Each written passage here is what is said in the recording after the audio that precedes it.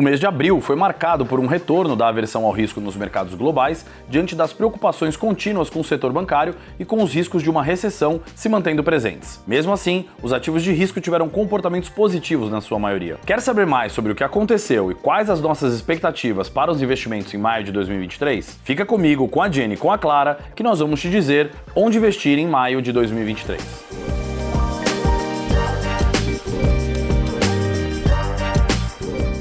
Divulgado em abril, o PIB dos Estados Unidos do primeiro trimestre cresceu 1,1%, abaixo das expectativas. Além disso, a confiança do consumidor caiu para a mínima de 9 meses devido ao receio da recessão econômica. De qualquer forma, como a temporada de resultados do primeiro TRI indo melhor do que o esperado até agora, as bolsas dos Estados Unidos avançaram e acumularam ganhos em abril, com Dow Jones, S&P 500 e Nasdaq fechando respectivamente em 2,5%, 1,5% e 0,04% positivo. O principal índice de ações globais, o MSCI ACWI, também fechou positivo em 1,3%. Já o crescimento chinês trouxe boas notícias, inclusive para nós aqui no Brasil. Com dados positivos no primeiro trimestre, como o PIB, que cresceu acima do esperado, a reabertura do gigante asiático deve seguir beneficiando seus principais parceiros comerciais, e principalmente países emergentes e ou asiáticos. O Brasil também registrou retornos positivos no último mês. Dados de inflação em desaceleração, expectativas de que a economia finalmente encontre espaço para reduzir as taxas de juros em 2023 e o anúncio do novo arcabouço fiscal apoiaram um avanço de 2,5% do Ibovespa em abril. Ainda permanecem uma série de dúvidas em como o superávit fiscal será alcançado e também sobre a falta de regras mais duras caso haja o descumprimento da meta. Mas vimos uma volta na entrada de fluxo de capital estrangeiro para as ações brasileiras. Na curva de juros, vimos as taxas curtas acumulando pequenas altas e as longas tiveram quedas em relação ao encerramento do mês passado. Já o dólar seguiu perdendo força mundialmente contra divisas de diversos países e contra o real não foi diferente, fechando abril em R$ 4,99, com variação negativa de 1,59%. O índice de fundos imobiliários IFIX teve seu primeiro mês positivo no ano e apresentou forte alta de 3,52%, com destaque para os fundos de tijolos, deixando a variação do IFIX no ano quase no 0 a 0. Maio começa com as expectativas de ser um divisor de águas para a aprovação do arcabouço fiscal no Brasil e fim do ciclo de alta de juros nos Estados Unidos, o que pode trazer novos ares aos mercados local e global para os meses à frente.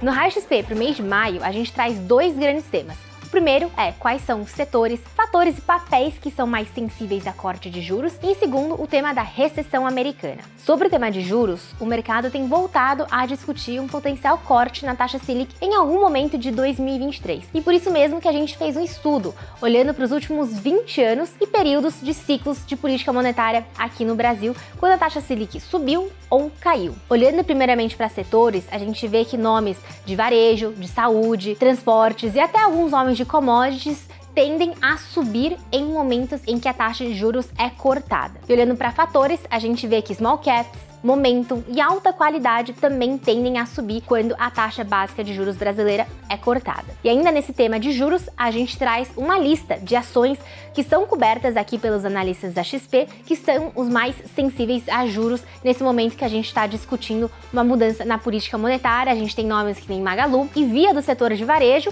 e para conferir todos os outros nomes que estão na lista, é só conferir o link da descrição. O segundo tema que a gente trata é uma potencial recessão nos Estados Unidos, provavelmente a recessão mais esperada da história americana. E a principal pergunta que a gente recebe é se as ações brasileiras ou os mercados emergentes poderiam outperformar a bolsa americana nesses momentos. Então a gente olha para o índice ISM dos Estados Unidos, que quando ele está acima de 50, ele indica uma expansão de atividade econômica, e quando ele está abaixo de 50, significa uma contração. Então a gente vê que nesses momentos de contração da economia americana, a gente realmente consegue verificar que ações brasileiras e ações de mercados emergentes podem sim ter um desempenho superior em relação à bolsa americana. Porém, essa relação não é tão forte assim, pois ela também depende do nível da crise dos Estados Unidos, se a gente está falando de uma crise mais moderada ou de uma crise mais profunda, que nem a de 2008 ou 2020. Olhando daqui para frente, a gente continua vendo a bolsa brasileira bastante barata, com preço por lucro negociado a 7 vezes, que é um desconto significativo em relação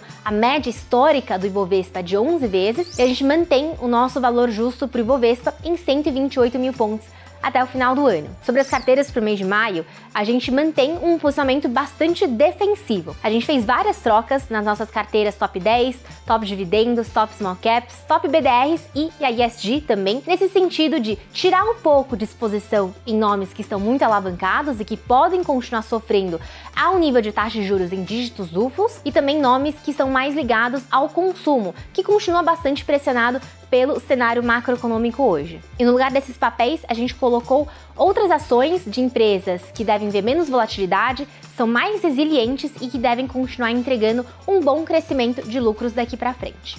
E para finalizar o nosso Onde Investir, hora de entender como todo esse cenário impacta em nossa visão de alocação por classes. Para começar, em nossas carteiras para o mês de maio, realizamos aumentos de 1 a 3% na renda fixa pré-fixada entre as diferentes políticas de investimentos. Para realizar esse aumento, houve uma redução de renda fixa pós-fixada, que segue em níveis elevados de alocação em nossas carteiras, sendo ainda o indexador predileto nas carteiras de baixo e médio risco. Esse aumento em pré-fixado vai em linha com as perspectivas mais favoráveis para uma possível redução de juros aqui no Brasil nos meses à frente, além de uma redução de riscos fiscais. Ainda assim, na renda fixa, continuamos reforçando uma maior diligência e seletividade na escolha de ativos de crédito privado. Vale frisar que estamos observando o carrego dos fundos de crédito high grade em patamares extremamente atrativos. Comentamos a respeito na última atualização sobre essa classe publicada em nosso portal de conteúdos. O link você encontra na descrição desse vídeo. Na parte de renda fixa e inflação, apesar da redução de riscos, ainda temos baixa visibilidade sobre a sustentabilidade da política fiscal brasileira e por isso preferimos alocações em papéis de inflação com a duration média de até 5 anos. Vale pontuar que no caso da alocação em pré-fixados, temos uma preferência para vencimentos de entre 2 e 3 anos. Na renda fixa global, seguimos com a predileção por títulos soberanos e corporativos de alta qualidade dos Estados Unidos, com a duration mais curta, podendo essa alocação ser realizada via fundos de investimentos. Reforçamos também o cuidado com o excesso de concentração em ativos high yield, principalmente dívida imobiliária e mercados emergentes. Seguindo mais adiante, os fundos multimercados seguem sendo nosso principal instrumento para realizar operações mais táticas e de curto médio prazo. Ainda mais nesse cenário em que poucos gestores estão com grandes convicções, refletindo baixo nível de risco colocado e poucas posições estruturais, seja no mercado de juros, câmbio ou bolsa. Na renda variável Brasil, mantemos uma visão neutra com viés positivo, pois embora as taxas de juros em queda tendem a ser positivas para as ações, essas taxas ainda estarão em 2 dígitos por um tempo, o que significa que empresas altamente alavancadas e setores voltados para o consumidor final